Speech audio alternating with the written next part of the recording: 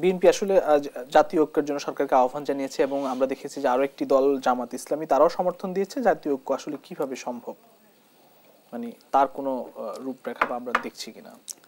জাতীয় ঐক্যটা আসলে একটি আপেক্ষিক বিষয় এবং একটি ব্যাপক বিষয়, যেটি আমি একটু আগেও বলেছি, রিপিট করলে আমাদের দর্শকরা হয়তো বিরক্ত হতে পারেন। দেখেন, জাতীয় ঐক্যটা কি? সবাই যে জিনিসটা চায় সেটা। আমরা এই ২৪-এর গণ আন্দোলনে, জুলাই আন্দোলনে আমরা সর্বস্তরের মানুষ, প্রায় ধরেন ৯৫% মানুষ চেয়েছে ফেসিবাদের পতন, স্বৈরাচারের পতন। এখন মানুষের চাওয়াটা কি?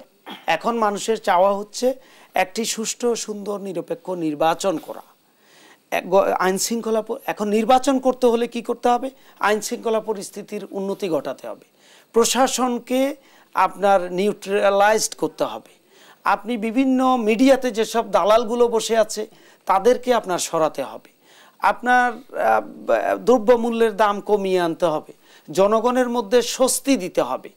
এখন তো অনেক মানুষ রাস্তায়, এই যে আইন শৃঙ্খলা পরিস্থিতির অবনতির ফলে, আইন শৃঙ্খলা বাহিনীর নির্লিপ্ততার কারণে এখন তো মানুষ রাস্তায় বের হতে, আমাদের মা বোনরা রাস্তায় বের হতে ভয় পাচ্ছে।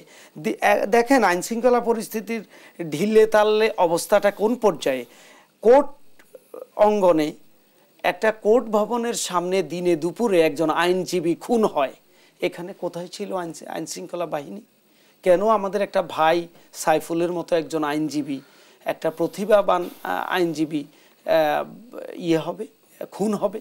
এবং এই ইসকন এত শক্তি সাহস কোথা থেকে পায়? একজন রাষ্ট্রদ্রোহী, একজন খুনি যখন গ্রেপ্তার হলো, তাকে যখন অ্যারেস্ট করা হলো, ভারত থেকে তার পক্ষ হয়ে কথা বলছে, আমাদের আইন উপদেষ্টা এটার প্রতিবাদ করেছেন, বিবৃতি দিয়েছেন। তবে আমি মনে করি উনি একা কেন, আমাদের প্রধান উপদেষ্টাও এটার প্রতিবাদ করা উচিত এবং আমাদের পররাষ্ট্র মন্ত্রণালয় থেকে কঠোর ব্যবস্থা নেওয়া উচিত। এবং দেখেন, বিভিন্ন মিশন ওই একই জায়গায় একই কথা বারবার ঘুরে ফিরে আসে। ওই স্বৈরাচারের ভূত সব দেশে আছে, সব জায়গায় আছে।